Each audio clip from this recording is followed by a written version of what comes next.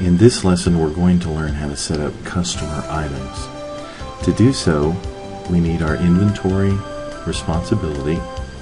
Go down to Items, go to Customer Items, and then go to Customer Items Form. When the form opens, you have the choice of hitting New or putting in an existing customer item and hitting Find. First, let's find an existing item.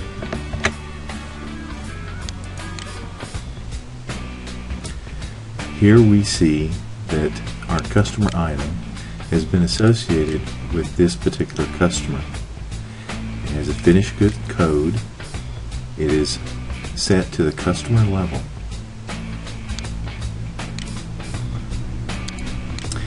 In the Container tab, we see there have been no settings. In the Model Departure Planning, there have been no settings as well. And this is typical.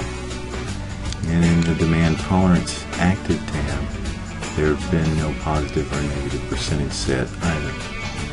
So this is basically just a customer item association.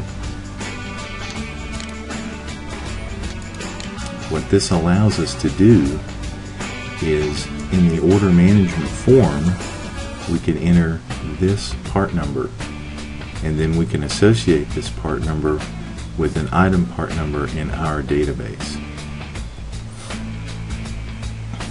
If we wanted to create a new one here, we can click the New button to open the new form, or we can just come down to the next row.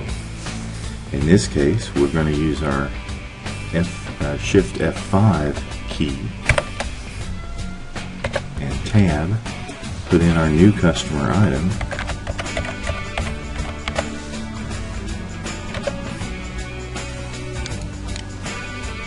Shift F5 again, and we've essentially created a new customer item and associated it with that customer.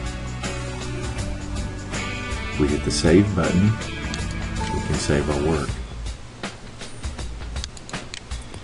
Now if we need to cross-reference this to our item master database, we can open up the cross-reference form.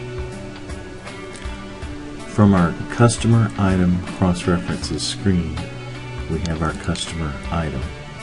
Now we can associate it with an item that's in our database.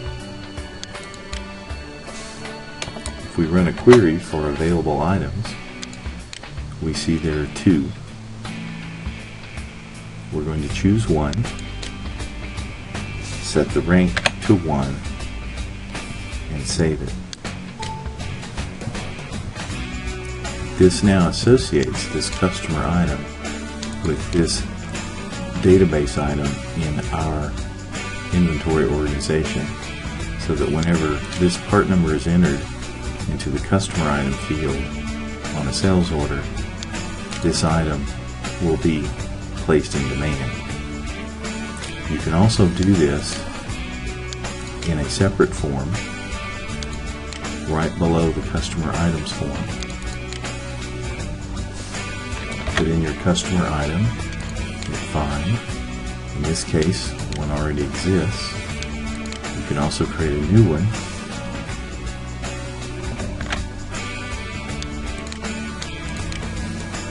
Just as I did before.